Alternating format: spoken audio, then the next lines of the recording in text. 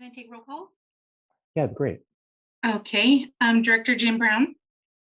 I'm here. Okay, Director Greta Connie, sorry. Yes, here. Director Scott Ignacio.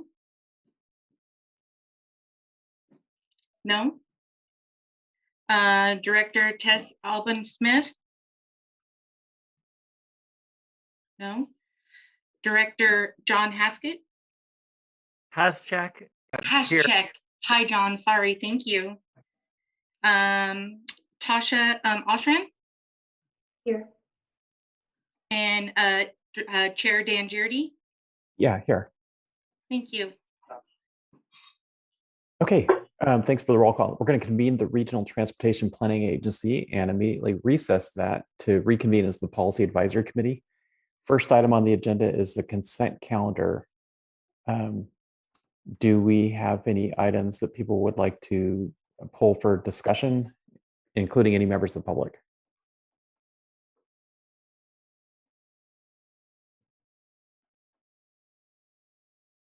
Okay, not seeing. Would someone like to make a motion to approve the consent calendar? I'll move approval of the consent calendar. Brown. Second. Hascheck. Okay, got a motion and a second. Can we have a roll call? Director Jim Brown. Yes. Greta Connie. Yes. John Hascheck. Yes. Hascheck. Hascheck. Tasha Oshran. Yes. And Chair Dan Girardi. Yes. Did you get Director Carter? Oh, I'm so sorry. No, I didn't. Director Carter? Yes. Thank you. Okay, thank you. Next on our agenda is public comment on non-agenda items. Do we have any members of the public who wish to comment on items not on today's agenda?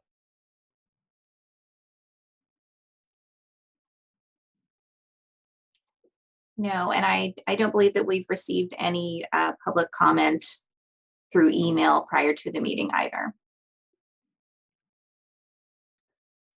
Okay, not seeing any hands raised or any other indication. So we will go on to item 12 with regular calendar, and that's the adoption of resolution approving the Federal Transit Administration's FTA claim from grant program regional priority list. Good afternoon. This is for FTA's Section 5310 program, which happens every 2 to 3 years. The last time you guys saw anything on this was in 2019. So FTA, or Caltrans, administers it for the state of California. They play the sort of the middleman between us and the feds. And so this year they opened up the call for projects in early January and they closed on March 2nd. And so as part of the process, the RTPA has to review all of the traditional applications. And let me back up a second. There's two categories, traditional being funding for capital, so vehicles and equipment, and expanded, which is for operating and mobility management programs. James, just And briefly. so we received. Yeah, James, yes. Just briefly, since this is a public hearing, do we just need to make note that there was proper notice established for the public hearing? Is that required for this hearing? It is not. And I was just going to give a quick summary and then you can open up the public hearing if that works. Okay, great. All right. So cool.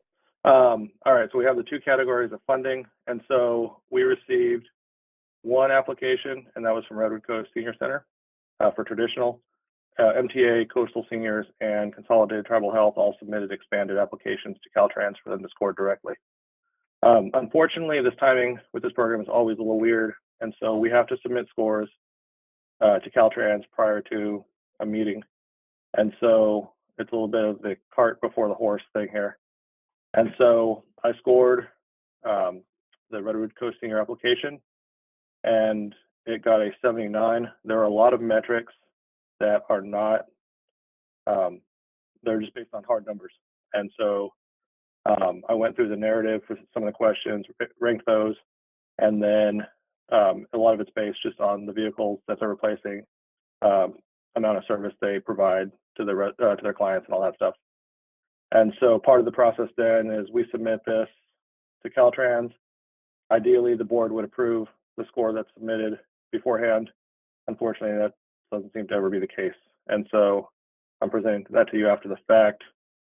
And here we are. And so we get to have a public hearing and receive any comments from the public. Okay, thanks, James. So then at this time at 1:35, we'll open the public hearing. Do we have any questions of James about this item?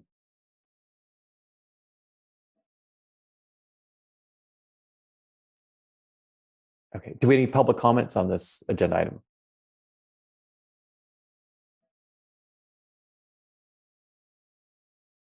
Okay, not seeing any.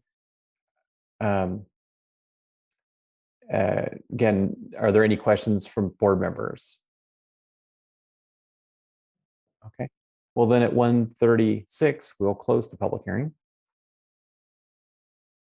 I'll make a motion to approve the resolution. Second. Okay, we've got a motion and a second. Can we have a roll call?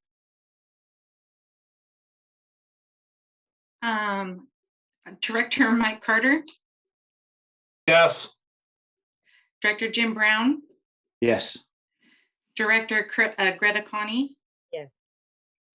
Okay, Director John Hashik, Yes. one of these days, sorry. Tasha Alstrand Yes. and Chair Dan Jurdy. Yes. Thank you. Okay, all right. Well, then that takes us to the Technical Advisory Committee recommendations of March 16th. Right, so the one technical advisory committee recommendation on the agenda is for prioritization of the innovative concept proposals. So these came out of a call for proposals that Caltrans put out many months ago, last spring, I believe. And it was in preparation for new federal funding. They were trying to develop a list of projects. And so they asked for regional and local agencies to submit innovative concept proposals that would fit into various state goals. So we shared this with all of the member agencies and MTA, and MCOG submitted the 6 concepts that are listed in your staff report. Locally, the city of Fort Bragg also submitted a concept, and that was it as far as local submittals. So we didn't hear anything on this for a very long time, and then finally got some feedback from Caltrans. They looked at all of the concepts and kind of ran them through their criteria for aligning with their goals and the goals of CAPTI in particular, which is the Climate Action Plan for Transportation Infrastructure, and really looks at VMT reduction and GHG reduction. And so they determined whether the concepts were aligned with those goals or not, and gave us that feedback, which is included in your staff report. Then they asked us to let them know whether we were still interested in these projects and for some prioritization.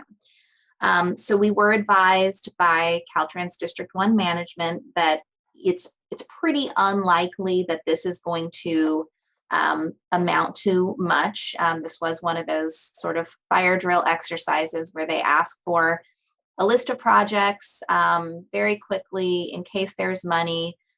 Ultimately, they selected just a small handful of projects statewide that the state is interested in moving forward with at this time.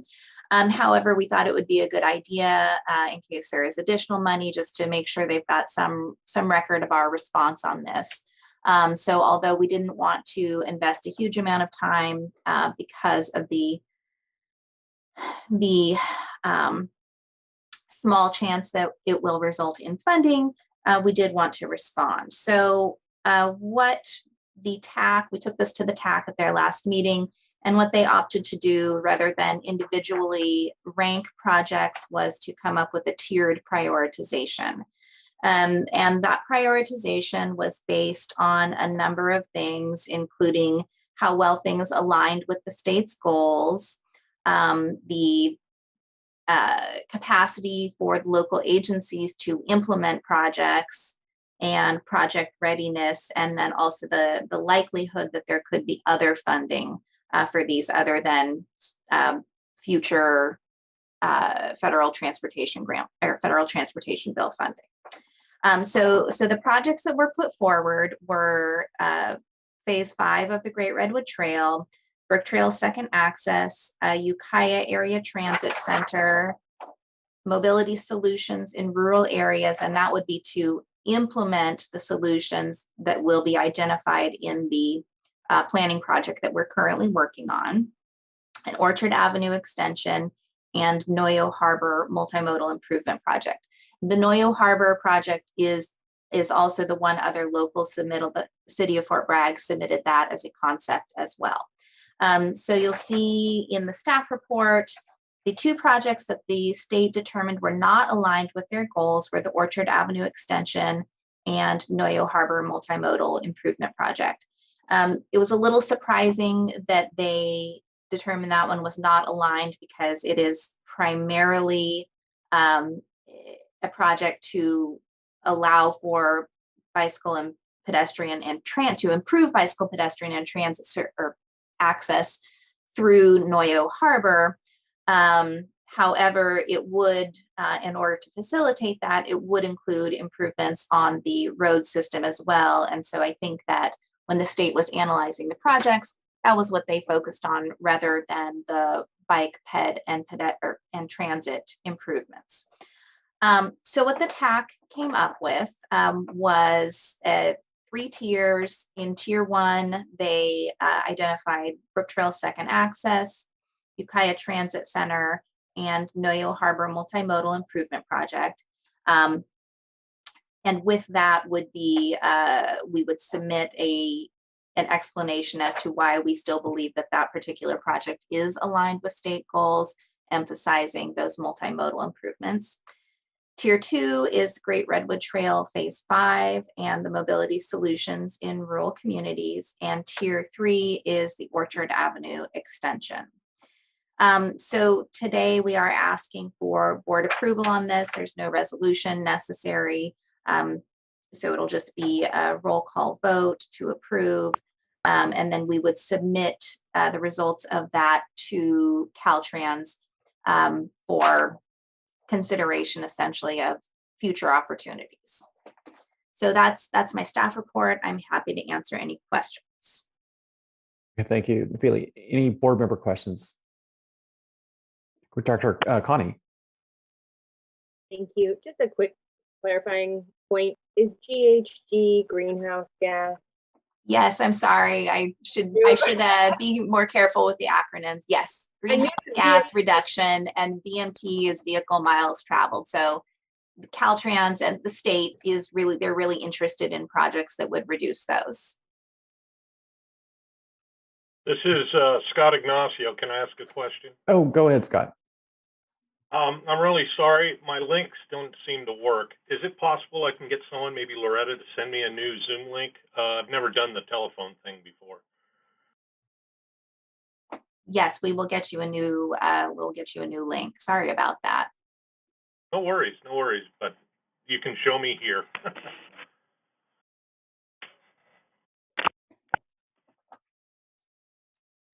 Okay, do we have any questions from members of the public?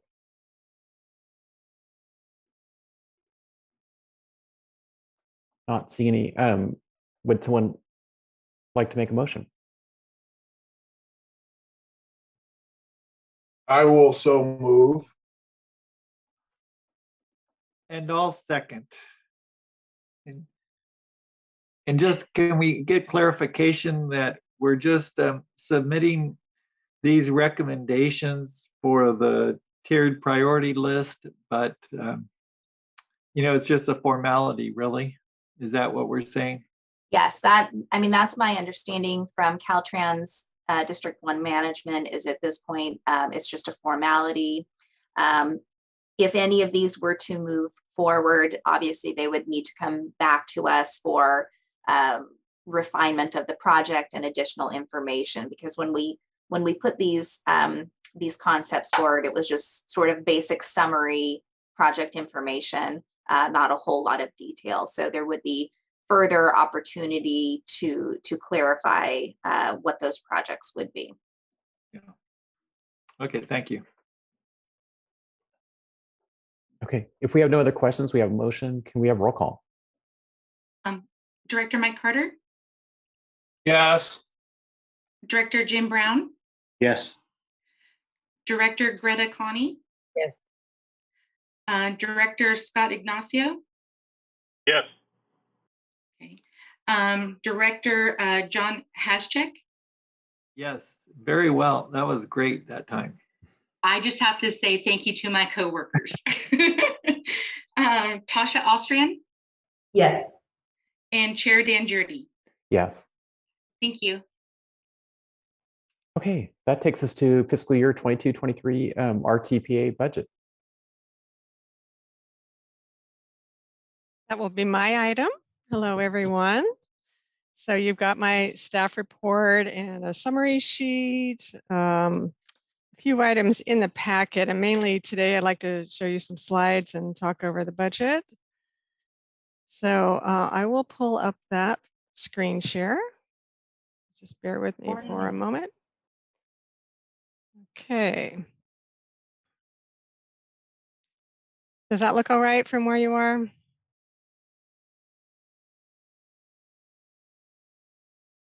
Yes, Janet, looks great. Okay, everything's good. All right.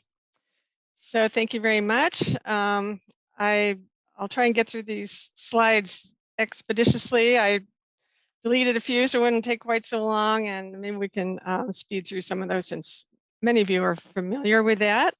I do like to take a transportation photo every year somewhere, and this is from East Commercial Street at the Coleman Ranch in Willits, looking to a view of the Willits Bypass on a beautiful spring Earth Day this year. So let me see if I can't seem to use my arrows. Oh goodness, I'll have to find how to best advance these slides. So Janet, it looks like Is there- you've got the PDF open rather than the actual I slideshow. do, but I should, okay, I guess I'll have to scroll then. All right, I'm so sorry. Use page down on your keyboard too. Yeah, that's what I was trying to do. It's just, oh, there we go. Okay. I guess that's good now. All right. So these are, it's just a snapshot of the local, state and federal funds. The total revenue for everything right now in the draft is 10.5 million before the addition of some more of the active transportation program grant funds for the Covelo Trail project. We'll see that in the final. MCOG was responsible for administering TDA, the Transportation Development Act in Mendocino County. And then we have various planning funds. Alexis will be able to talk to you some more about that. And I guess I should have updated this a little more. The ATP funds are really just for the Covelo Trail now, not in planning anymore. And what else? We have a separate housing grant through Housing Community Development. It really doesn't flow through our transportation planning program either, but that's another kind of state funds that we have. And some federal funds. I'm not including the coronavirus relief funds in our budget this year. We've dropped that off just because they don't affect MCOG this year. And they go straight through to MTA. You've got details of all these if you care to look at them for more information in the explanatory notes that I provided, and that's in your packet and online too. So this is just the snapshot view of the summary page, and the color tints are just here on this slide to show you those TDA and state and federal funds. And this is coming in the final. I haven't quite finished this detail supplemental sheet. It's got a little more information compared to the previous year, but that'll be coming. And here again, you've got those notes if you want to drill down a little bit more for information. There's some web links and things like that on these funds. And so highlights, we're really doing well this year. The local transportation funds from sales tax continue to rise. The estimate is 5.1 million for the coming year. The state transit assistance from fuel taxes was down. It was suppressed by changes in driving behavior under the pandemic, but it's recovering now. It's coming back to the new levels from Senate Bill 1. That's the Road Repair and Accountability Act of 2017 that had increased the cents per gallon rate. It's indexed to inflation now, and I'll break down that big. There's a 78% increase, but I'll break that down for you in a moment and show you why that is. So the recommendation here from all the committees, and by the way, if any of you who've served on these committees have anything to interject, please do chime in. So the proposal includes increasing the LTF reserve fund, and that's for MTA's future needs, to 3 times the minimum in the policy. We'll talk about that a little more as we go along, but it is a good opportunity to set aside those needed reserves. We never really have quite enough reserves for transit, so this is a good time when the sales taxes are really high to put a little bit more away. And it still adds more than 14%. That's more than $500,000 for MTA to claim. And by their own policy, Mendocino Transit Authority gives the same increase to the senior center contracts for those specialized services. And then finally, this year, we have a recommendation from the Transit Committee that there are unmet transit needs that are reasonable to meet, which in this case, it's all for restoring services that were cut during the pandemic. So I'll keep going unless people have questions. Got more material coming, so moving on. The trend line, this is the sales tax, shows a steady increase, continuing to rise. We've got a few bumps in there. It pretty much represents the difference between estimates and actuals there at the right-hand side, the years that are based on estimates there.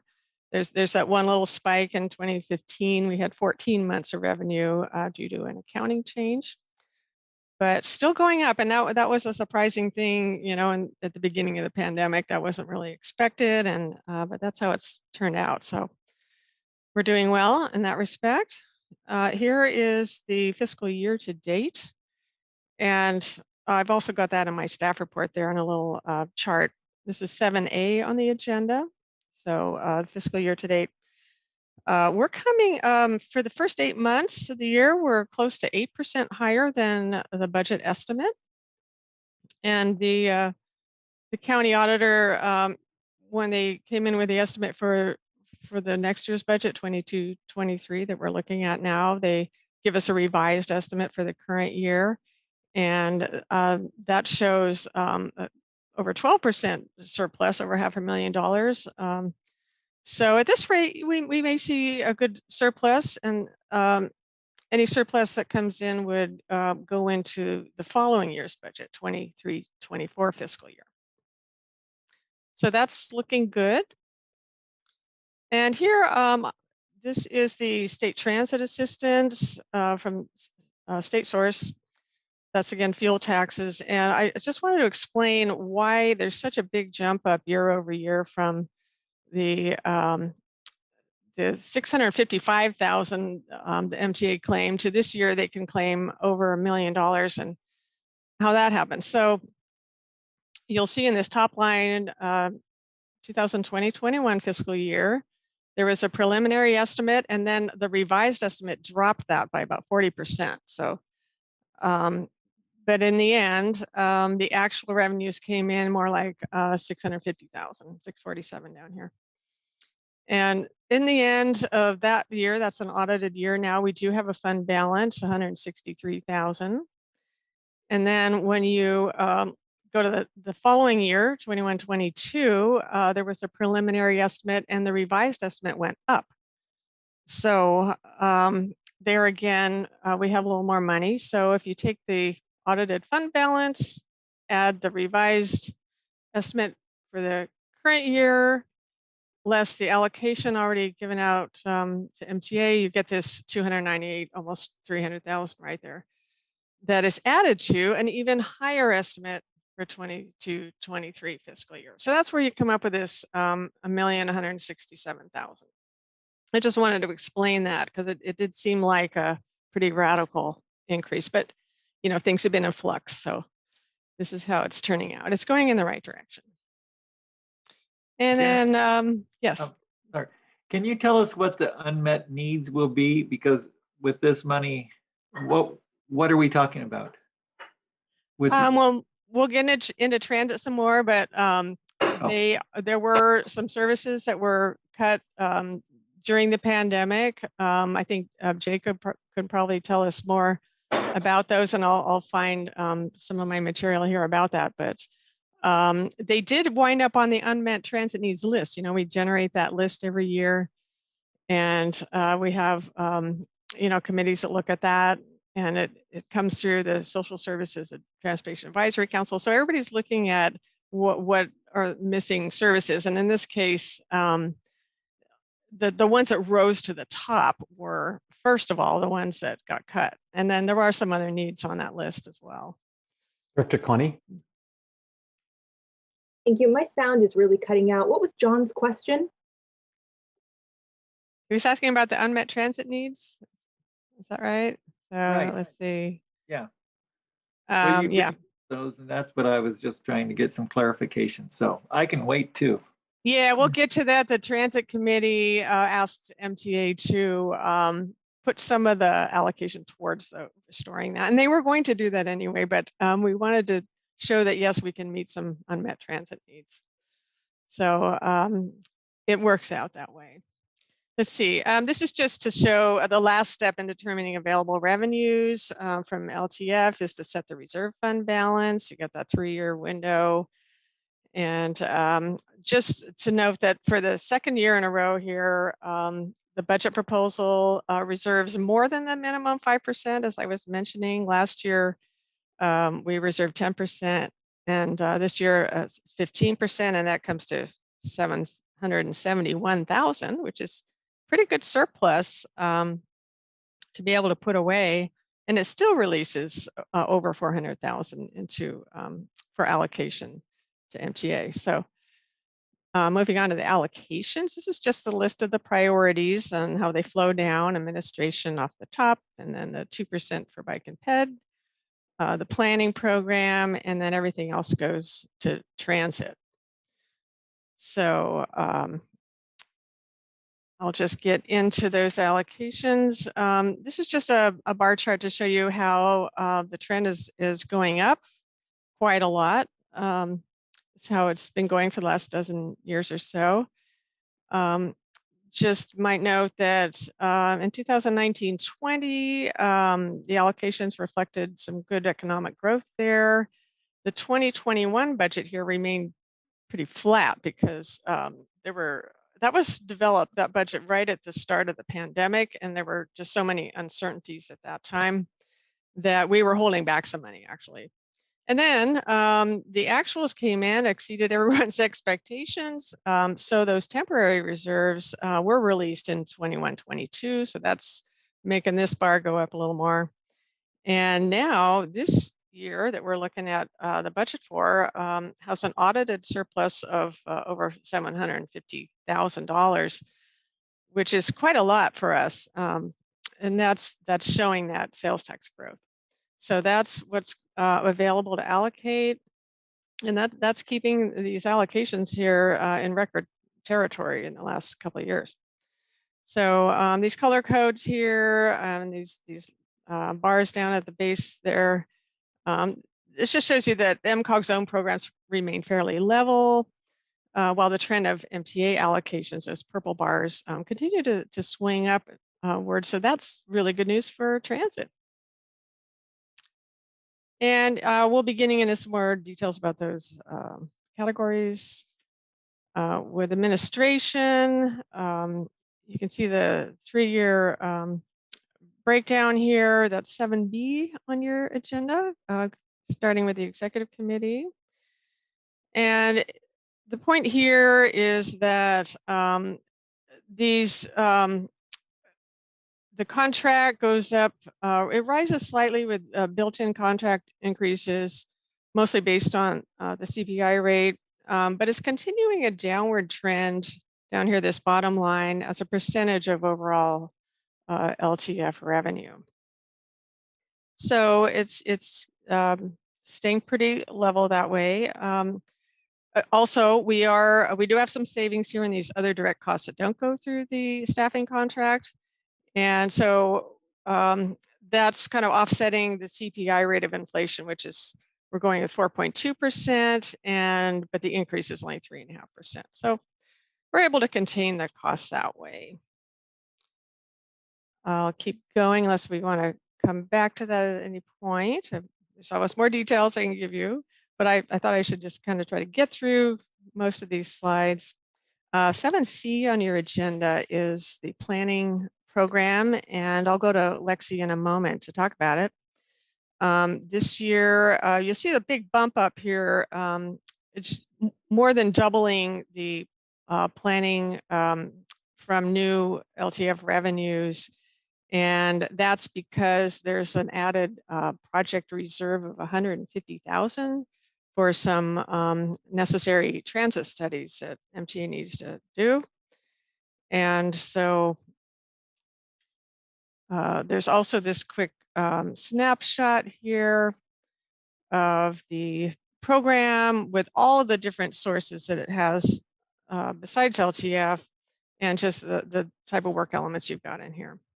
So it's over $1 million in the proposal, and that might go up a little more with when we know some more actual carryover at the end of the year. So typically it's over $1 million for that program. And we could go to Alexis now. Lexi, are you ready to talk about this program? Yeah. Okay. Sure. And then after that, I'll come back and conclude with the transit and just briefly the federal funds. Okay, take it away. Thank you, Janet, and good afternoon, everyone. First of all, I'd like to apologize that my staff report was sent out so tardy this afternoon or this morning. It did not end up in the packet as it normally would have, and it is actually a little bit lengthy. It is 3 pages, but it just breaks down each one of the individual work elements themselves. So I will just start off by discussing through with you guys. Back in February, the Technical Advisory Committee recommended the approval of the fiscal year 22-23 overall work program. They reviewed the applications. They submitted, the applications were submitted by the local agencies. The Technical Advisory Committee approved what was submitted, and then we submitted the draft to Caltrans by March 1st. Caltrans reviewed our draft OWP, our overall work program, and submitted or provided back minor comments to us, which we are working to incorporate and will have in the final, which will be presented to the board in June. What we've included here for Janet in the budget presentation today is most of these were included in the draft. I did include some slight amount of carryover that was not previously included in the draft, but all carryover at this point is estimated, and so those will be all adjusted more likely in the first amendment of the new fiscal year as the books close out. So I'm happy to walk through each work element with you if you would like. In my staff report, like I mentioned, it does break them down by each one. I don't know how timely you guys want this to go. If you have any questions, I do want to point out a few of them. Work element 1, 2, and 4, those are all annual work elements that you guys have seen in the past. Work element 5 is the mobility solutions feasibility study for rural areas. This work element will be carried over. It's a Caltrans funded project to complete the feasibility study. And so right now what's held in there is $185,000. The 185 you see is an estimate until we move forward and close out the books for the current year. Work element 6, 7 is also annual work elements that have been included in our overall work program in the past. Work element 12 was an application we received from the City of Ukiah for a truck route study. This study, the City of Ukiah requested to determine designating acceptable truck routes through the City of Ukiah, throughout the City of Ukiah and throughout the City of Ukiah. I apologize, that is a typo. So this is an application that we did receive from the City of Ukiah for $45,000. Geez, I'm sorry, you guys. I'm trying to hurry here, and this is what I get for hurrying. So I'm going to slow down a second and walk through this with you guys. So work element 13 is also an application that we received from the City of Fort Bragg. These applications, again, were reviewed by the Technical Advisory Committee. The work element 13 will be the Central Business District parking evaluation. The City of Fort Bragg requested funding to perform a comprehensive review of parking issues in the Central Business District, prepare and update the parking land use codes for the district, and perform a feasibility analysis for alternate parking lots and to meet transportation needs. So that also has been included. Training, we've included under work element 14 as we have in the past.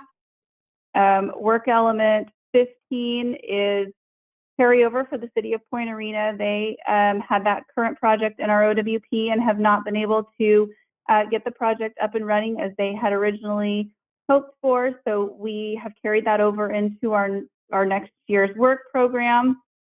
Work element 16, 18, and 20 are annual work elements that you guys have seen in the past as well.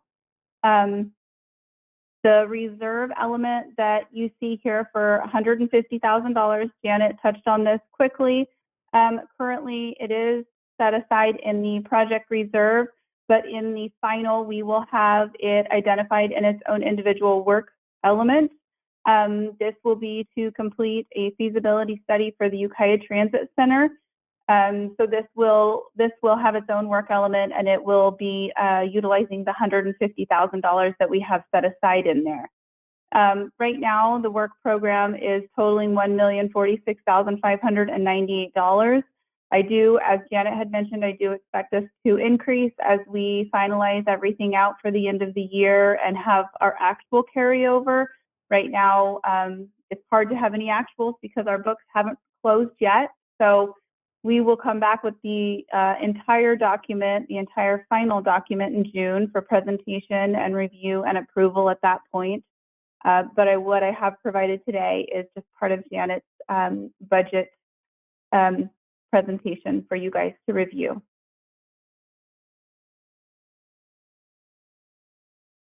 Thank you, Lexi. Any questions on planning there? Okay, if you think of something, pipe up.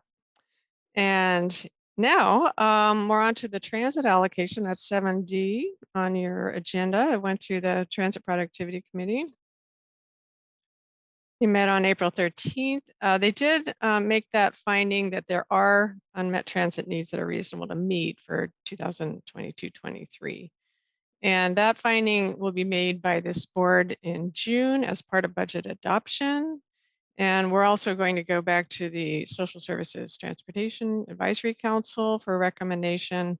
They're the ones that start the unmet transit needs list in the fall, and that goes through MTA's analysis, goes through the Transit Committee, and then we like to bring them back again to comment on the recommendation.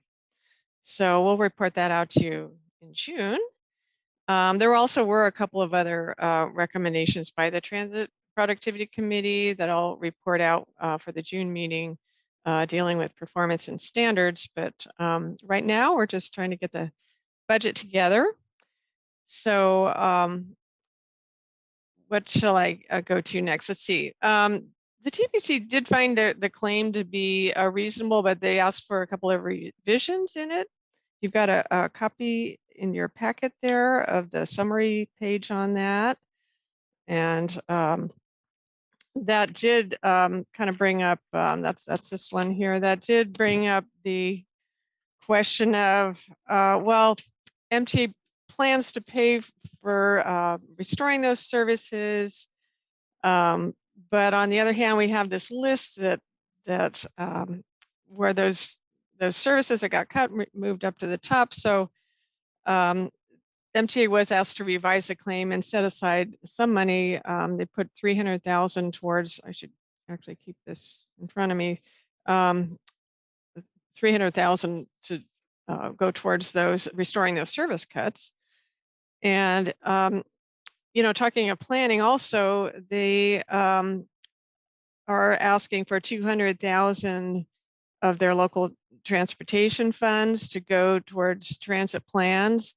And so there were two important studies this year that they needed done. And one was for that Ukiah Transit Center location analysis, I guess it is, or feasibility. And the other one, this one that's part of the claim, is for a short range transit development plan, which is well out of date. It's supposed to be every 5 years, and that's expired. They haven't been able to get grants for that. So it's going to be funded out of their own allocation here. And you can see how this has really been going up. They're claiming all the money that's available. It's looking good for the senior center services too, though, because you can see how they're getting increases as well. And it's probably a good year. It's good that we're having the increases this year, because this will be the first year we're going into now when the new formula will go into effect for how do we divide up the money among the different senior center contracts. So that got revised and adopted this past year. So hopefully no one will, none of those centers will be, taking a cut, because everybody's getting a little bit more money here. I do want to note, we've talked about caution with this budget, even though, we've got this rapid influx of funding, but that can dry up, at some point. And for this reason, the committees were in agreement about bringing that reserve fund up to 15%.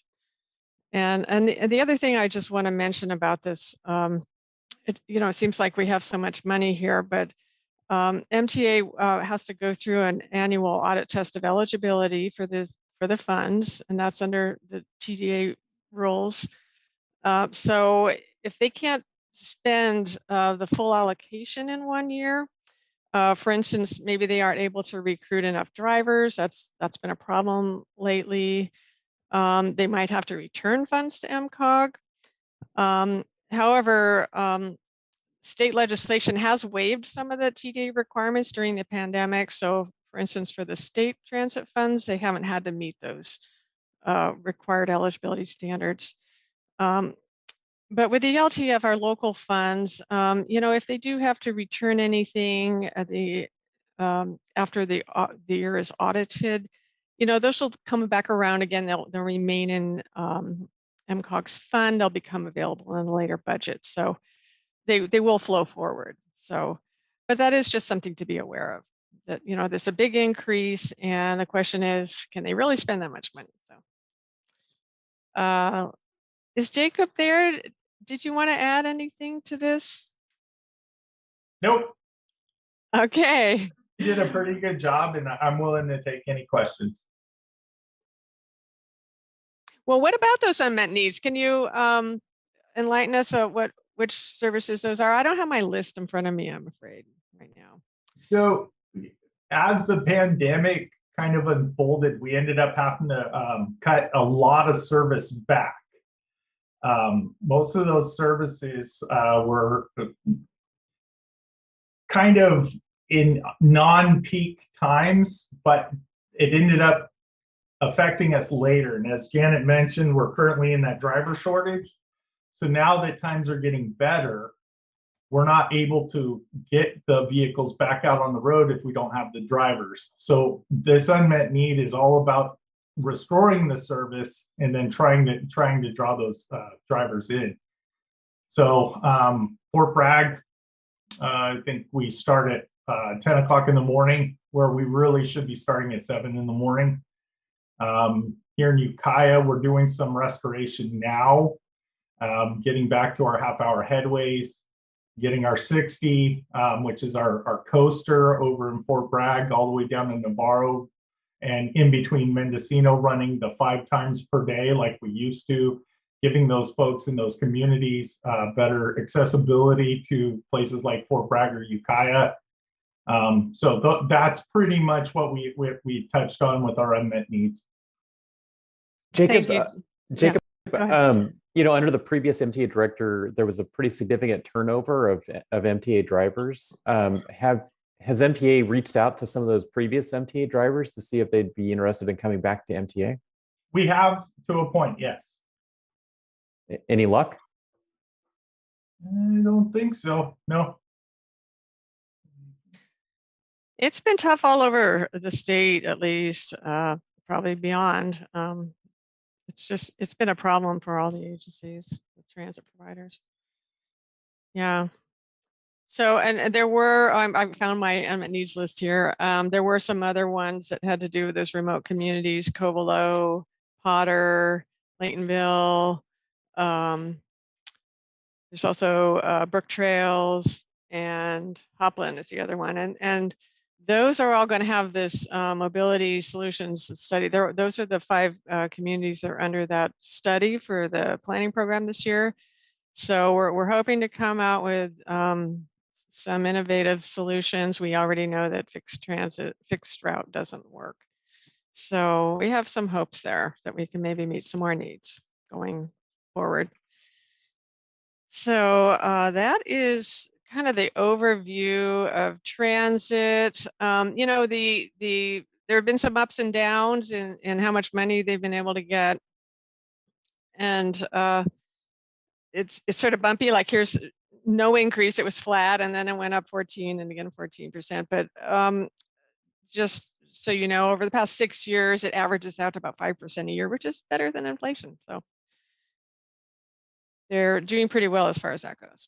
And just a quick view, this is some other funds that are in MCOG's budget. Some of these, the planning funds are competitive. That's how we got the mobility solutions transit grant. We've got the active transportation program funds. That's going to the Covelo Trail. Nafili, you're reapplying for the Wallala Downtown Streetscape, am I right? That's coming out of. We are, but that will not be, that would be money because we are not the implementing agency. It's not money that would be MCOG money. It would be Caltrans money. Ah, right. So you won't see it in this budget, but just noting that is a big, that's where all the bike and ped funds are these days. And it tends to be oversubscribed, as I've noted here. So it is a little hard to get those grants. And then additionally, there's some state of good repair. This is state funds for transit that are in our budget, and they do actually flow into MCOG's accounts. And then this board approves their project list, and when they're ready to claim those, then we pay that out. So other than that, there are other funds from Senate Bill 1 that go directly to the cities and counties from the CTC, from the state. So we don't actually see those funds, but there's a little more money from that bill. And then finally, federal, this shouldn't take very long. There's a similar trajectory of, you know, that upward trend. They start out as federal, but MCOG has always elected to exchange those funds for the more flexible state dollars. That's offered to us by Caltrans every year. We do exchange the funds. And just to note that part of this rise is that the federal infrastructure bill was passed, and that's the Investment in Infrastructure and Jobs Act. It's also called the Bipartisan Infrastructure Law. That has also increased the funds that flow down to us. So other than that, we've got the allocation priorities for that that fund. We have 3 different programs, and but 3/4 of it goes through to our member cities and counties. And this year we're getting about 800,000. What's not in the budget, that's just a reminder of, the STIP is, we don't have cash flow from that. And the call box system, that has its own budget. And that's it. You've got the staff and committee recommendations on each aspect of the budget. We'll have one more review in May with the SS TAC, and so they can recommend on the unmet needs. Usually we have concurrence out of that group. In June, we'll have allocating resolutions. You'll get this this full package budget, and that'll be available online as a PDF document, and you can request one of these bound copies if you like. And what else? You can amend the budget during the year. Typically, the planning program goes through some amendments, but we don't come back to the board. Typically, that's done administratively because you do approve the changes to the planning program itself. And but occasionally there are amendments that do need to come back to the board for approval. So that's all I have right now. Are there any questions? Anything you want to know more about? And we can talk about anything you like. Okay, thank you, Janet. So this was an informational item. Are there any questions for staff?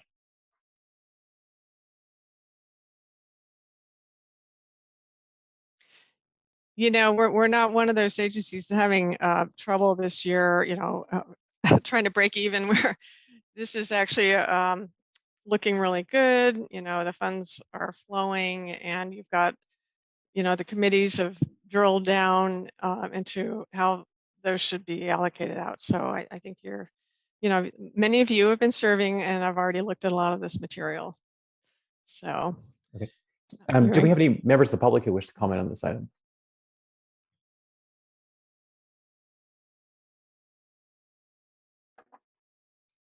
Not seeing any, and we did not get any comments ahead of time either. Right. And Nafili, I kind of skipped over administration a little. Was there anything about the contract that you wanted to say? We had that CPI increase. I know last year you had given some credits for some savings. I'm looking for my page here on the administration. Yeah, I don't think I have anything specific that I need to highlight in that. It's yeah, we have reported out before, but just that we did have a little bit more. You did this board renewed the contract last meeting, and so you did have that information. And but just to note, this is the 4th annual extension of the 5-year contract that is indexed to CPI. So that was something I kind of skipped over, but you've seen that before. So, well, if there's nothing else, thank you very much for your time on that, and we'll be bringing this back in June. All right, well, thank you. Then that takes us to the triennial audit. Okay. Well, this one, I did say in my staff report that we had received 2 proposals. Excuse me, I'm getting my material together here. But we hadn't evaluated those yet. We have now. They went out to 6 firms. There are only a handful of firms that consultants that do this specialized work that know anything about the Transportation Development Act and regional transportation planning agencies and the transit particular. So yeah, I did refresh my list this year. There were only half a dozen of them, literally 6 of them, and also posted on the CalAct Association website. So we did get 2 proposals in by the due date, and to my knowledge, those are the top auditors in the field. They're they're very well qualified. And so we did have a committee of MCOG and MTA staff. We had 3 of us evaluate the 2 proposals, and there's really just so little daylight between them that it was really a difficult decision between Moore and Associates and Michael Baker International. And we have had the same auditor for the past 3 years, and these are triennial audits, so that goes back, what, 9-10 years. And so they did propose again, and then we had the other proposal, and they're both really excellent. And there's just kind of we had to start looking at a couple of other factors besides what is in our request for qualifications as what we would evaluate them on. They all scored really well. And in the end, the recommendation is to go with Moore and Associates, which we have not used before. A lot of other similar agencies have used them. And, I could go into some reasons for that. One would be, to have a fresh look. You could go either way. We could also say, well, the other one knows us better and can be more efficient. But I think in the end, it came down to a problem with the timeliness and the delivery of the work product last time around. And that factored in fact, that was on the evaluation criteria. So for that reason, they're really, about 5 points apart. I do have the results if you would want to see them. But at this point, I feel like I wouldn't like to get into too much detail about the scoring in the meeting right now, unless you have something you'd like to ask. I'll make a motion to award the contract to Moore and Associates on staff's recommendation. I'll second. I'll second the motion. That was Director Carter. Thank you. Okay, do we have any public comments on this agenda item? Not seeing any. Okay, can we have a roll call? Director Mike Carter, Yes. Director Jim Brown, Yes. Director Greta Connie, Yes. Director Scott Ignacio, Yes. Director John Haschek, Yes. Tasha Alstrand, Yes. and Chair Dan Jurdy. Yes. Thank you. Thank you very much. Okay, well, now we're going to recess as the transportation, it's the Policy Advisory Committee and reconvene as the Regional Transportation Planning Agency. Do we have a motion to ratify the recommendations and actions of the Policy Advisory Committee? I will so move. Haschek, second. Okay. Can we have roll call? Yes. Director Mike Carter, Yes. Director Jim Brown, Yes. Director Greta Connie, Yes. Director Scott Ignacio, Yes. Director John Haschek, Yes. Tasha Alstrand. Yes. So actually, for clarification, Tasha would not be voting on this part of the meeting. Oh, I'm sorry. Thank you. Thanks. And then Chair Dan Jurdy. Yes. Thank you. Okay, thank you. That takes us to reports. Speaking of Caltrans, we have an extensive report from Caltrans. Hi, I have a couple of updates on 2 projects that you'll see going into construction this season. One is the Capella 2 bridge replacement project, and that's on State Route 20, post mile 33 to 34, and that's a complete bridge replacement of the Russian River Bridge and Redwood Valley Road undercrossing on a new alignment. Existing structures and alignment will remain in place during construction.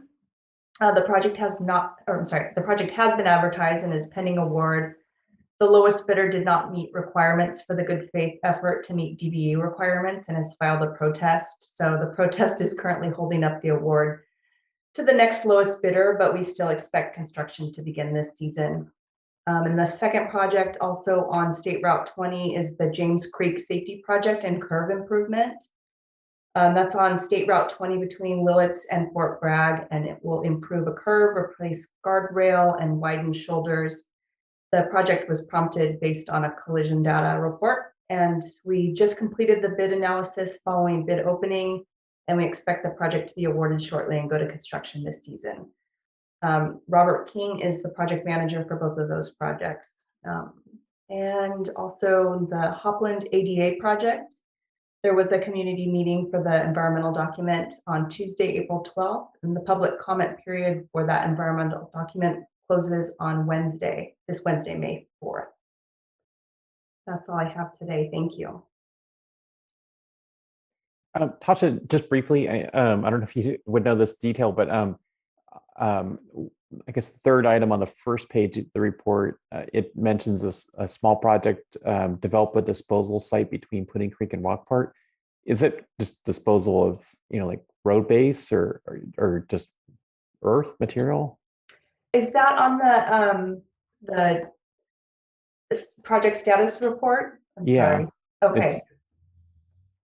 Yeah, it is. Tasha, just to let you know, I actually I included the long project list that we got with that was developed for the tribal quarterly meeting in the packet. So I think it's on that list. I see that now. I don't know the specifics of that one, but I can certainly follow up. And that one again is which one, Dan? It's the third item. It just says to develop a disposal site. I assume it's just, movement of earth from one spot to another. Yeah, that's highly likely. But I'll look into it more and get back to you. Okay, thanks. Tom Murphy, you have a question? Yeah, thank you, Dan. Good afternoon. I'm Tom Murphy, Vice Chair of the Walala MAC. I'm here today with Chairman Robert Youngley. I have a comment, but first, I just want to thank MCOG for the great job it does, both staff and directors, of keeping track of all these details of all these county road projects. I'm here today because it's been 13 months now since we came to MCOG asking the council to take action on the Walala Downtown Plan after a strong majority of our residents indicated a preference for the project's design during a Caltrans town meeting. That plan was called 4A, and it supported the goals of our town plan, which is part of the county's general plan and our local coastal plan. Because the matter was only set for discussion that day, Chairman Dirty asked staff to bring the matter back to MCOG for action at a future meeting. However, that has not occurred due to delays, mostly on the Caltrans end. Sorry, lost my place there. While Caltrans, which had proposed 4A, acknowledged that a clear majority of the community had approved the design, it then set it aside and met privately with minority interests to develop another alternative called 4C. After 8 more months, Caltrans finally unveiled the details of 4C before MCOG and subsequently the Walala MAC. Unlike 4A, 4C would violate our town plan on several levels. Caltrans had told the MCOG directors late last year that 4C would add temporary parking in front of the surf market, but it did not. Instead, it proposed parking in front of a neighboring hotel that strongly objected to it. To accomplish that, 4C eliminated all landscaping in the heart of our historic downtown, including a 4-foot hedge that currently blocks the view of a large parking area, which is something recommended in our town plan, to use hedges to block those such views. And the on-highway parking itself would require paving the 4th lane that is prohibited under the town plan. Caltrans explained it would seek to amend the town plan without delaying construction schedule. However, GMAC believes the town plan amendment would open many, many more issues and likely lead to litigation and lengthy delays. This is what Planning Director Julia Acker, when we spoke to her, called amendment creep. In keeping with our mission, Walala MAC reached out to our residents through our local paper, Facebook, and YouTube, asking for their opinions on 4C versus 4A. The results were stunning and unmistakably clear. By a ratio of 22-1, while all the residents chose the original plan, 4A, over the plan Caltrans calls 4C. That was another very strong endorsement of our town plan and for 4A, the latest in many of the 3-decade history of this project. Yet Caltrans is insisting it now must hold yet another town hall, which would be the third in 3 years. This appears to us to be a thinly veiled effort to reopen discussion on the matter that was already well publicized, discussed, and resolved through Caltrans's own public hearing process. It would reopen a potentially divisive debate in our town and further blur the will of our citizens. And it could lead to a rewrite of our town plan and local coastal plan, resulting in substantial costs and delays. In short, it would waste taxpayer resources. We view this as an abuse of the CEQA process that would likely lead the county into litigation and further deprive the South Coast of a critical safety project it's been waiting for since the mid-90s. Festering blight would also be a blow to our tourism-based economy. We have met with the Coastal Commission staff, and they are now meeting with Caltrans.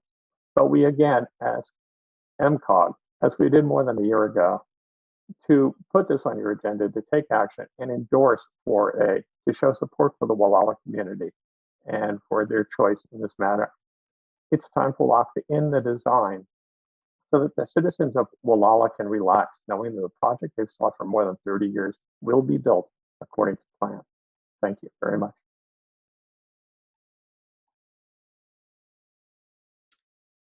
So I can just respond very briefly to that. I don't want to take a lot of time because this is, I mean, it was a comment on a list of many projects. But I will say that at this point we're waiting for Caltrans before it'll be appropriate for MCOG to take action. I think that we had maybe, I don't remember if it was the last meeting when we discussed the project, but at a previous meeting when we discussed the project, we talked about the process that a recommendation would come forward from the project development team, and that would be presented to MCOG. So we aren't at that point yet. So it would be premature, I think, for MCOG to take action at this point regarding CEQA. Caltrans is the implementing agency, as I mentioned, so it is their call on whether or not they feel a recirculation of an environmental document is necessary. So that's how that CEQA process will work. It will be a Caltrans decision. Question for Tasha. I know that some projects have had, just through the course of time, have had some changes just in staffing in terms of who the project manager is. Has there been a change in the project manager for the Wallala project? Is that one of the reasons for the delays? No. Well, yes, yes. It's kind of affected everything, but yeah, there's been people that have taken different positions, and yeah, lots of staffing changes. Yeah, my understanding is they have record level staffing shortages now. I know they are short multiple project managers, and the design team is also down multiple staff members. I think it's the same staffing shortages that are happening everywhere right now. So that could very well be affecting the timeline on this stage of the project. I do want to say, though, that it shouldn't impact the construction schedule, because that is still several years away. So we're still on target as far as construction goes. So this shouldn't be an overall project delay.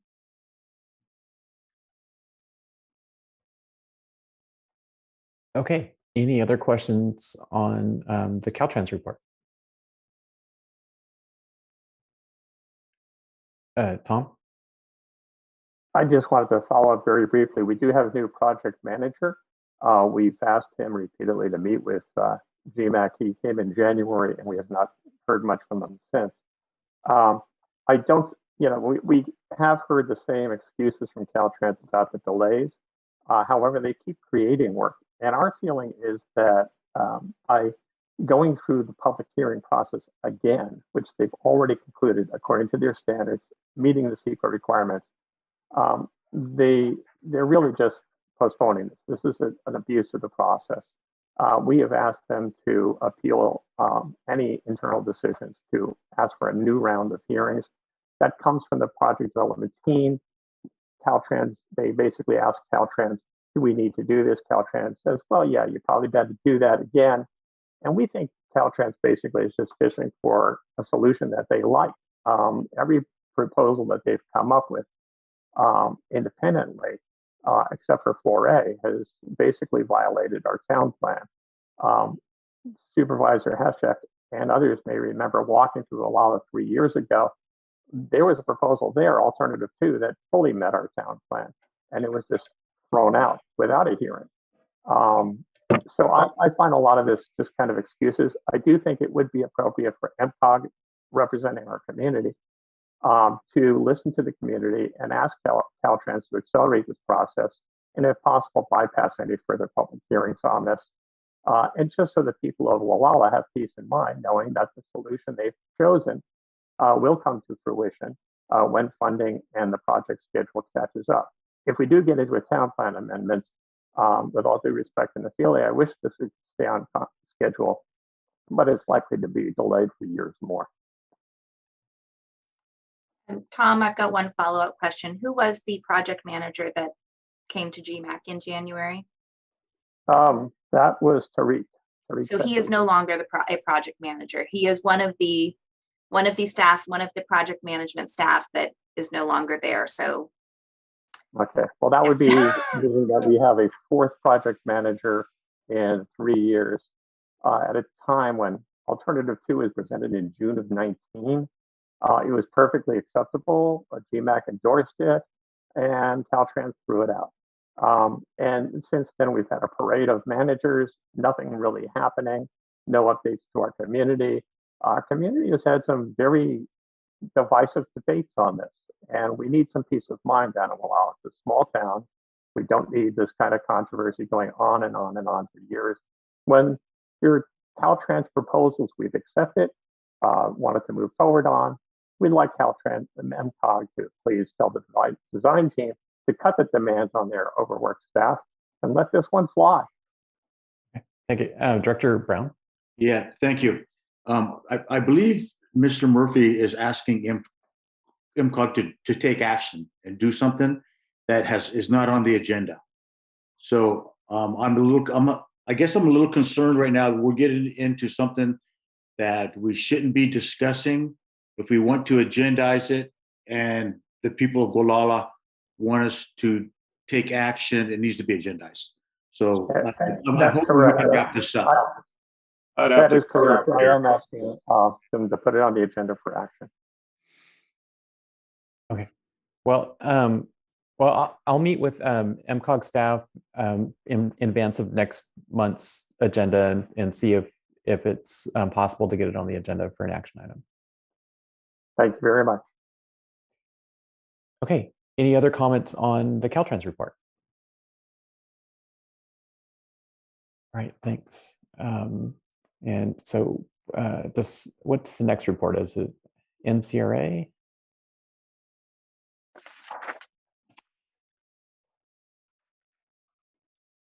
it's MTA. Is it me? It is. Oh, okay. Hi, everybody. MTA submitted the 22, 23, 5311, and 5311F grants for operating assistance last week. As Janet mentioned, we currently are in that driver shortage, but we are doing everything in our power, including going to be asking our board for some sort of hiring bonuses going forward. We're reviewing every avenue to try to intrigue or get people's to come in and actually apply here at MTA. I don't think I mentioned it at the last board meeting, but we do have rolled out 2 zero-emission all-electric buses in Willits, running the Willits 1 route right now. We've gotten a lot of really good response from the public. And also, as mentioned, we are working on the RFR or RFP for the short-range transit plan. And I'll be working with MCOG staff on developing that. Okay, thank you. Any questions for MTA? All right, not seeing any. We have the MCOG summary of meetings. Anything you want to add? Nothing to add, but happy to answer any questions. Okay, not seeing any. We'll go on to the administrative staff report.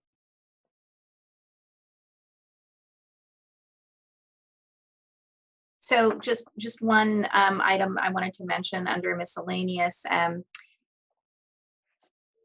Tasha had mentioned in her report the Caltrans project community meeting that was for the Hopland ADA project.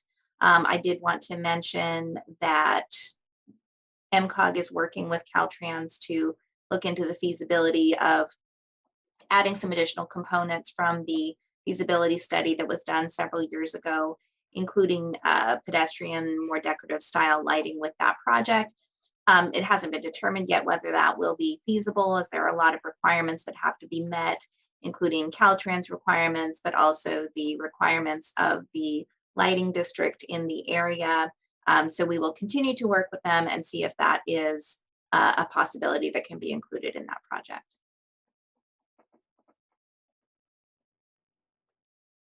That's all I have. Okay, great.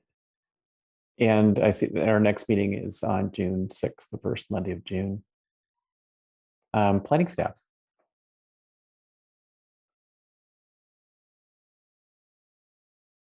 Turn my camera on so you guys can see my pretty face. So I have a presentation for you guys. Earlier this year, we did our payment management program update, which we do roughly every 3 years, sometimes 4, depending on finances.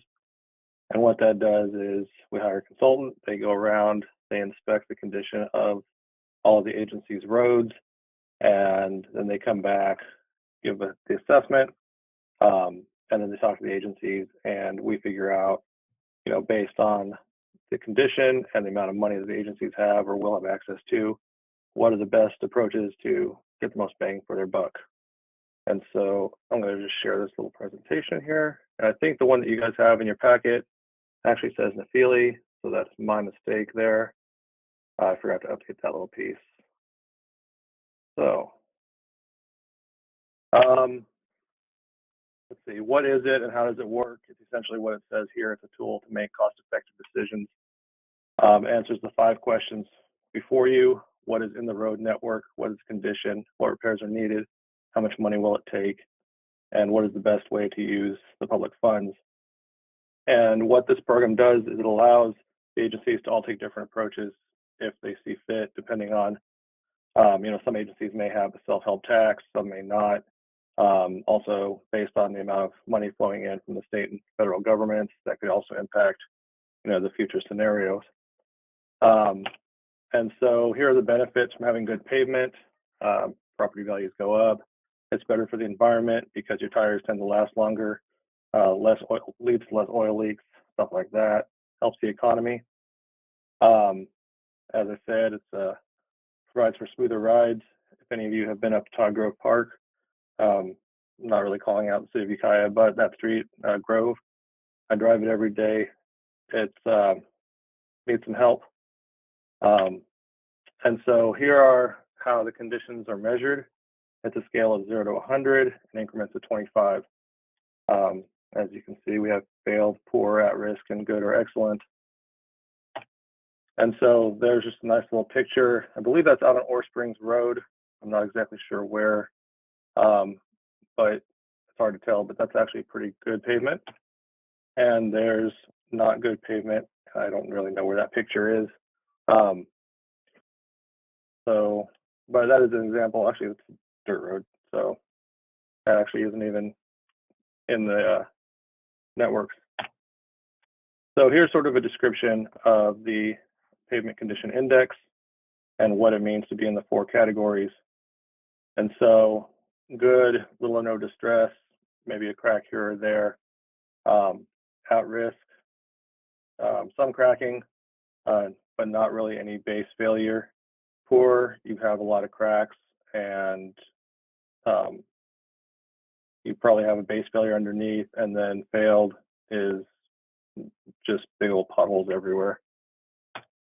And so these are better pictures to give you an example of what the PCIs look like. So that's pretty nice there, not too bad. And then as we go farther down the PCI number line, it gets worse and worse. So you'll see some alligator cracks here in the middle of the road. And then there's a nice PCI of 5. This is pretty terrible because when it rains, the water soaks in and creates major base failures underneath the asphalt. And so here's sort of why we do this whole program, because there's sort of this whole, like it says, pay now or pay more later. The less full reconstruction we can do, the cheaper it's going to be and the longer the roads will live.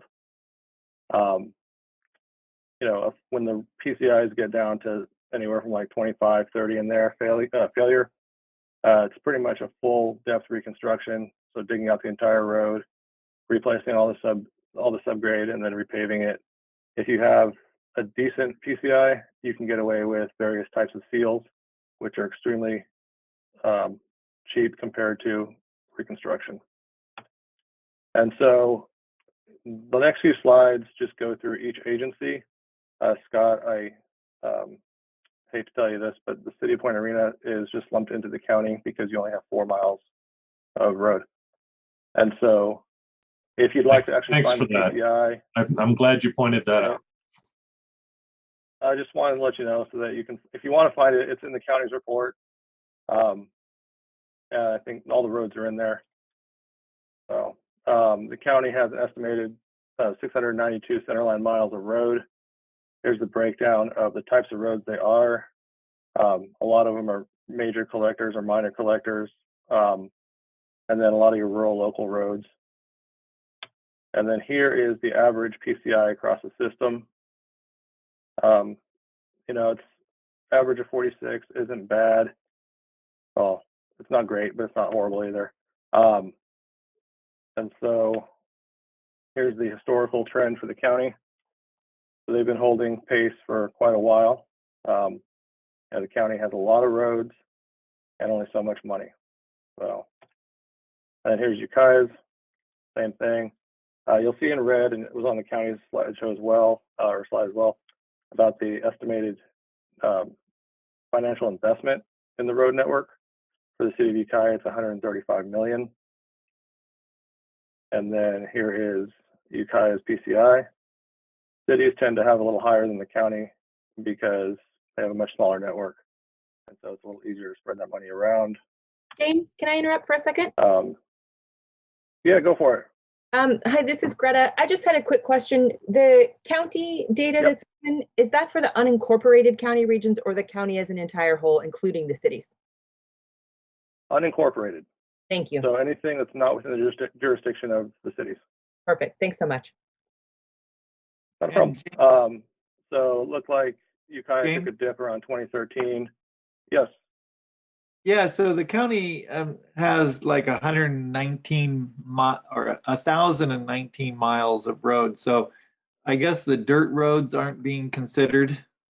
Is that the That difference? is correct. Only paved roads. Okay. Yeah. So like, you know, Bell Springs Road, you know, first, second, third gate, all that stuff, those aren't in here. Okay.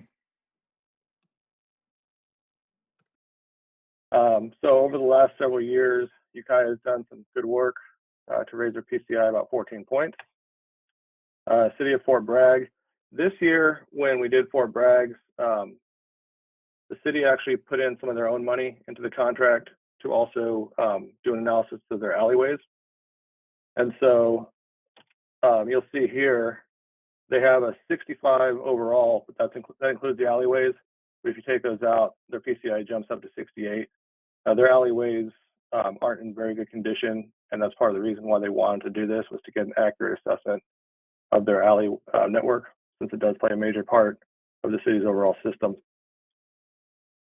And so Fort Bragg has done quite a good job of increasing their PCI over the last decade and a half, 2 decades. And then the city of Willits has about 20.7 miles. You can look, it's okay. It's not bad. It's at 47, and so you'll see over here, it's declined a little bit, since around 2010. But I know that back in 2008, there was a lot of money pumped in from the ARA bill. And so I think that helped all the agencies get some funding or get some road maintenance done. But overall, it's been holding somewhat steady in the high 40s. So, and here is a look at how the agencies compare to the statewide average. So rural California, especially in Northern California, we have, it's harder. A lot more lane miles, not as much money. And in the case of like the county, you have a lot of old logging roads that were just paved over. And so those logs eventually disintegrate, creating major holes under the road that will eventually cause slide outs and stuff, like on Ukiah Road. So, are there any questions?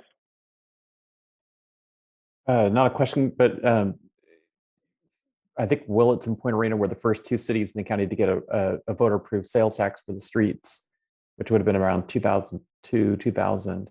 And I think it was in 2004 that Fort Bragg first got its half-cent sales tax approved, and then more recently Ukiah. So I would think all the cities' PCI should be going up. I guess Willits probably just doesn't get a whole lot of sales tax. It seems like that your number should be a little higher than 46, I would think. Greta, go ahead.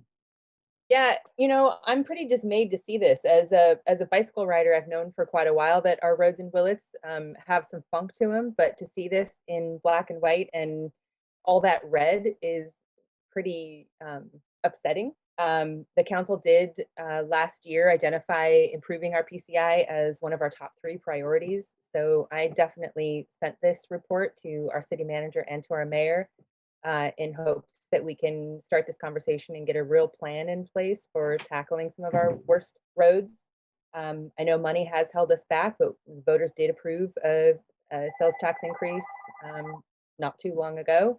And I'm going to do my best to keep the city's feet to the fire, because this is one of the major things that municipalities offer to their residents, and it's pretty sad. Thanks for putting this together. I appreciate it. Scott, I think your 4 miles might be the highest on the PCI chart if it only was pulled out in its own report. Well, that'd be interesting to see. What I was going to ask was, James, when was this data compiled? Because we're coming to the end of a couple of our street improvements, and I was just wondering if that had any reflection on this report. It did not. This data was compiled last fall. All right, thanks. So like Mill Street, it was probably still under construction and they weren't able to get to it. Yeah, we just finished Mill Street Brown? within the month. Sorry. And Center Street's done, and we did some work with Riverside. So, not that I'm going for a high score, we still have more projects, and I look forward to pulling out our data from your report. So, thank you.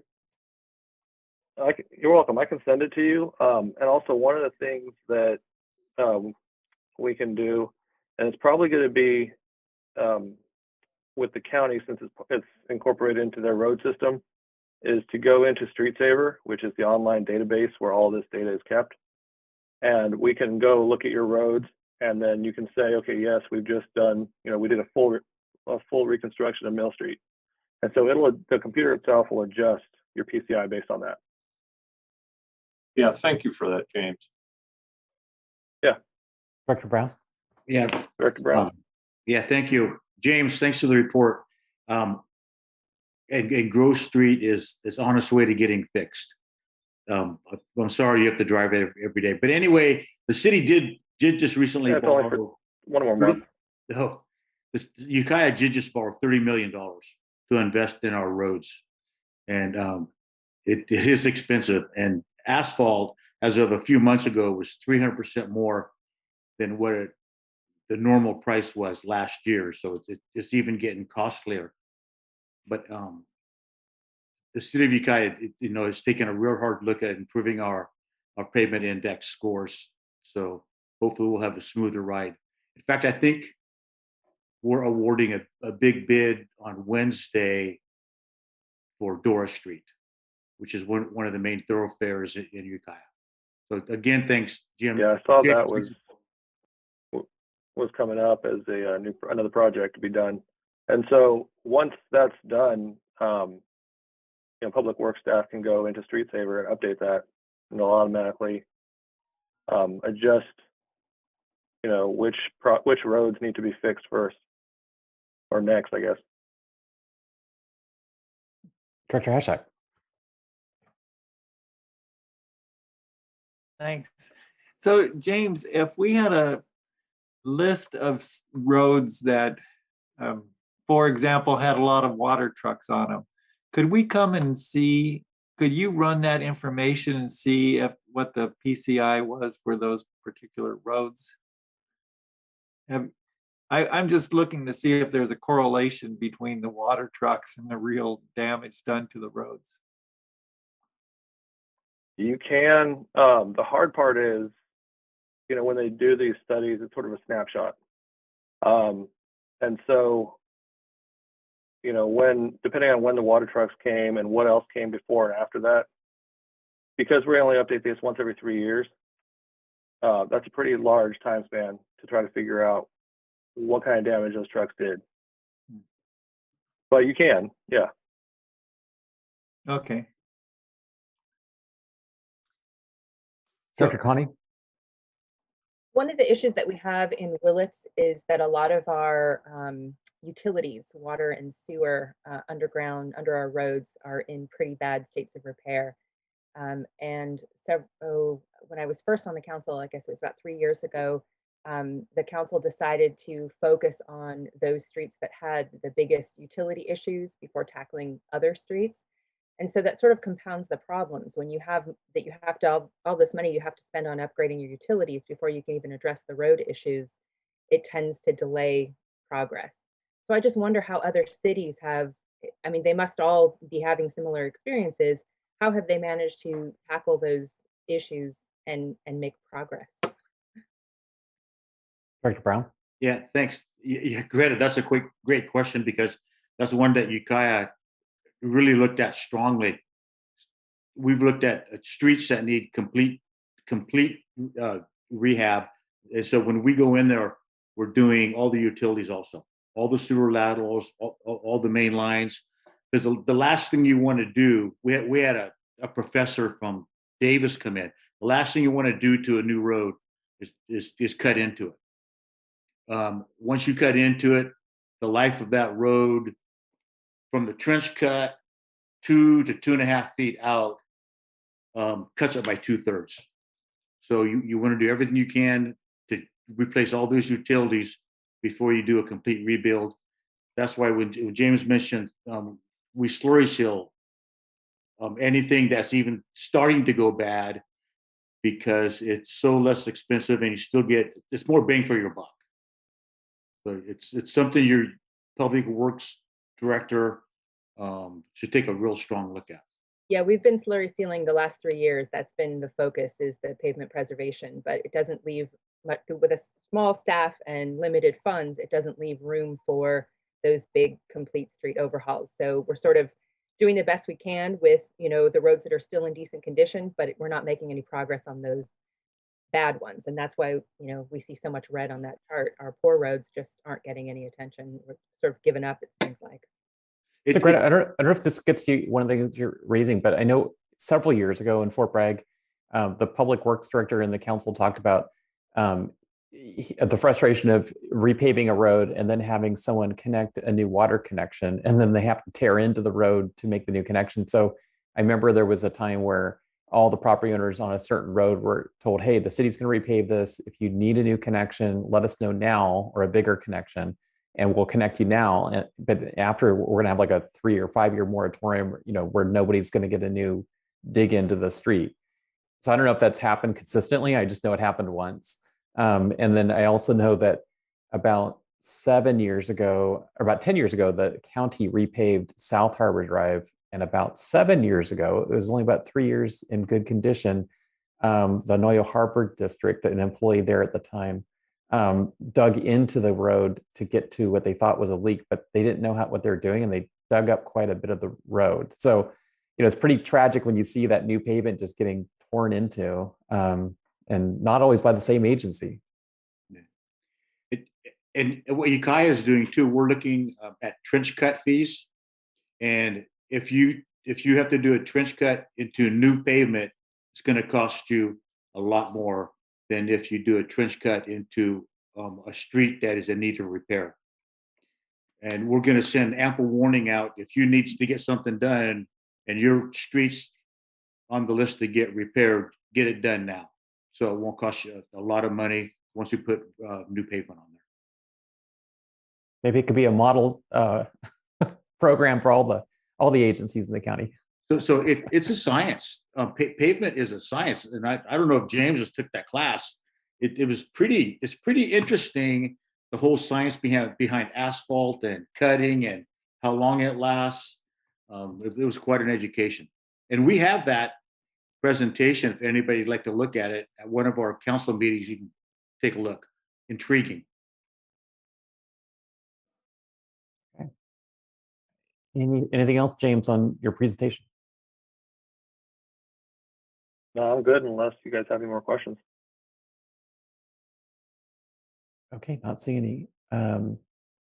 So that takes us, it looks like it takes us to the feasibility study mobility solutions. Good afternoon. Can you hear me fine? Yeah. Okay, let's see, this is a verbal report. So as you know, I've been trying to keep you updated about what's going on with this grant-funded study from Caltrans. This is for the mobility solutions for rural communities other than Mendocino County. We recently conducted a second RFP process to obtain a consultant to conduct this study after the first round was unsuccessful. So in the second round, we received 3 proposals, which were reviewed by a review committee of MCOG, MTA, County Planning, and Caltrans. And I'm happy to say there was a unanimous agreement on the top firm. So we are contracting with the firm right now. We're still in the paperwork stage. I'm hoping that contract will be approved or executed in the next 2 or 3 days, and then we can give the consultant the notice to proceed. And then a kickoff meeting will be held soon thereafter. And the project itself, according to the schedule, will take a little bit over a year. So there's plenty of time in the grant. The grant goes through February of 2024. And as we've mentioned before, this is going to be looking at the remote communities in Laytonville, Covelo, Brook Trails, Potter Valley, and Hopland, looking at mobility solutions and alternatives to traditional transit service for these hard-to-serve communities. So we're excited about this project. It's been a long time since we initially applied for the grant, and hopefully it'll be getting off the ground soon. So that's just a brief update, and I'd be happy to answer any questions. Lorette, just briefly, years ago I saw a presentation from one of the car sharing companies in the Bay Area, and my understanding is that if they had enough people subscribing to their service, that they could, be embedded, say, in a apartment building or in a community. And I'm just curious if that's one of the things that could be looked at, because not everybody has a car, but it's not really cost effective to have a fixed route transit serving a really rural area. So is that the kind of thing that could be looked at with this study? Yes, absolutely. Those kind of things. Yes. Those are non-traditional type things. Are you referring to the Neo car in the Bay Area, or was it San Joaquin? I think it was a different company, but it was the same. Yeah, where you had people subscribed, so you had certain number of members. Remember at Berkeley, we saw that apartment building where they had some of those cars embedded in the apartment building. Yes. Yeah. Right. So we have a broad scope of work for the consultant to look at services that have been implemented elsewhere for applicability in our region. So some of those things may not be applicable, but we expect a thorough study to look at anything that would work and potential pilot projects in our region. Yeah, and I'll just. And there will be. Go ahead. I was just going to say there'll be a good stakeholder and community involvement process. So we'll make sure we keep you updated about that also. So I wanted to add regarding the car sharing programs, the commercial car sharing programs. Most of the areas that we're looking at as part of the study are pretty remote. And so they are areas that are less likely to be appealing to the commercial car share companies because they're just, you know, as a much smaller customer base potentially. So, and that's sort of one of the reasons why we chose these more remote areas. You know, some of them that are a little closer in might be appealing, but some of them are going to be particularly hard to serve because, you know, not only are they remote, but they're just not, they're not going to be financially attractive to those commercial companies. So slightly different, but there's companies like Lyft, or you know, where if they're car sharing, I mean, it's not the same thing as sharing the car in terms of being a driver, but you know, sharing the driving function. So is that something that it would also look at? Is you know, seeing what it would take to get Lyft or Uber to serve a more remote area? It's possible. I believe all of those options. Yeah. Yeah, I'm just curious. I mean, maybe with a small subsidy, you could get a Lyft driver into a rural area where we could never afford to offer bus service. Okay, well, thanks for the update. Yes. And then the next item, it looks like to mine also, on the local road safety plans update. I did put a brief written staff report in your packet to let you know where we're at with this process. So this is the project that MCOG administered on behalf of the county and the cities to develop individual local road safety plans for each agency under one combined consultant project. The project was awarded a little over a year ago in January of 2021, and the consultant's been busy gathering data, conducting outreach, and working with the local agencies to develop the individual plans. The plans are just about now wrapping up or being completed, and presentations are scheduled or have been held for each local agency. In the last week or so, Fort Bragg City Council has received a presentation on their local road safety plan, and the Point Arena City Council has also. Coming up in May, the Willett City Council and Ukiah City Council have presentations scheduled from the consultant, and it looks like the County Board of Supervisors will not be a presentation, but rather a report from County DOT staff and an item on the consent calendar. So this was a rather large consultant contract of over $300,000. The funding was provided by Caltrans grant funds with the 10% match provided by each local agency.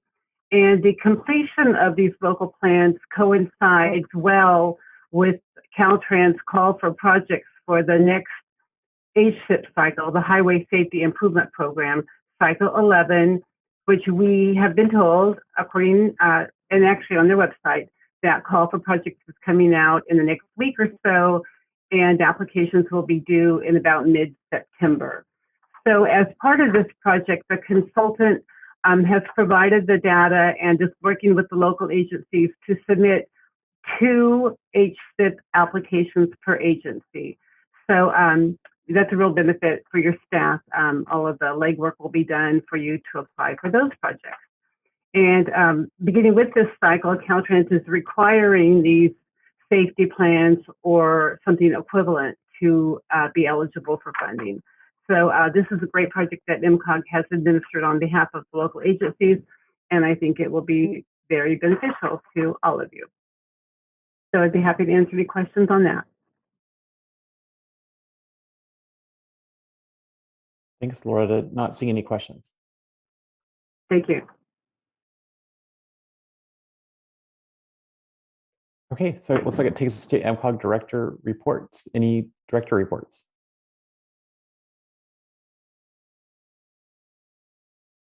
Well, sorry about that. I was just wondering about the, NCRA disbanded on March 14th, and now it's a Great Redwood Trail agency. So I was wondering if that's going to be a report, or is that not part of MCOG? To me, it would make sense if we could have an update from Great Road Trail. That'd be great if we could in future meetings. Yeah. Okay. We can certainly have that as a report item on future agendas. Okay, we have a meeting next week, so I'll report next month.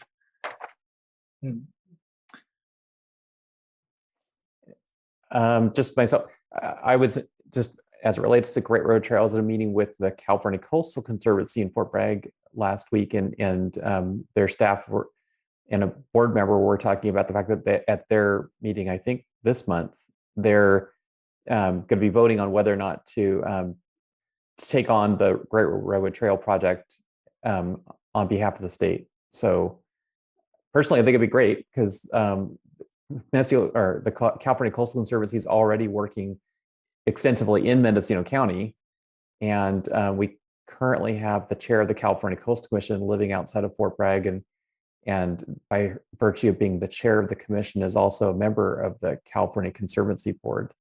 So I think we have a lot of connections with the California Coastal Conservancy. Director Connie? Just to lump onto this conversation, I just wanted to let you all know that the Willits City Council voted unanimously last week to accept the ISMND for the Willits portion of the Great Redwood Trail.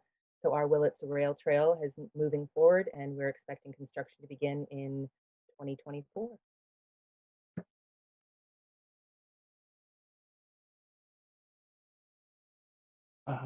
Is there any update from CalCog? Yeah, as the alternate for CalCog, I went to the meeting on Friday virtually, and it was my first CalCog meeting. I found it pretty interesting because they were dealing with the state legislation and their positions on different bills and what to do with them. And so I found it a good 2.5 hours of discussion. Well, so the director of CalCog, Bill Higgins, formerly was a key staff person at League of California Cities, and he's a very entertaining, knowledgeable person. So he's a great resource. Right. Yeah. Okay. All right. Well, it looks like we may then be adjourned at 3:18. See you guys. Thanks, Right. everyone. Thanks, everyone. Have a good afternoon. Thank you. Record.